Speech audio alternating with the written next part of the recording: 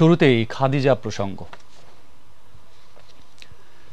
সিলেট শহরতলির আওশা গ্রাম মধ্যবিত্ত পরিবারের সন্তান খাদিজা নিজ মেধা বলে স্নাতক দ্বিতীয় বর্ষের ফাইনাল পরীক্ষায় অংশ নেয়। সৌদি প্রবাসী পিতা মেয়েকে নিয়ে স্বপ্ন দেখতেন অনেক। বদরুল খাদিজার একসময়ের গৃহশিক্ষক ছিলেন। তার নির্মমতার শিকার খাদিজাকে নিয়ে সেই স্বপ্ন এখন ফিকে হতে চলেছে। আলোচিত ঘটনায় তাদের সান্ত্বনা জানাতে ছুটে যাচ্ছেন বিভিন্ন পেশাজীবী সংগঠনের নেতারা।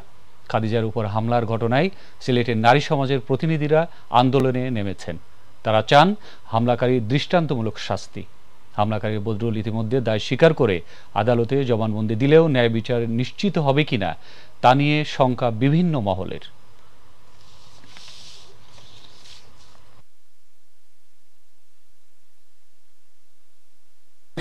আমার বোনের অবস্থা খুবই খারাপ, তাই আমি সবার কাছে, বিশ্ববাসীর কাছে আমার বোনের জন্য দোয়া চাই।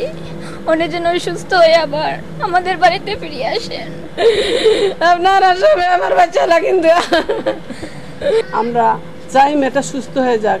আমরা পদক্ষেপ নেব। আমরা এই বদরুল আলমের ফাঁসি হোক, উপযুক্ত শাস্তি হোক, সর্বোচ্চ শাস্তি হোক, তাই চাই।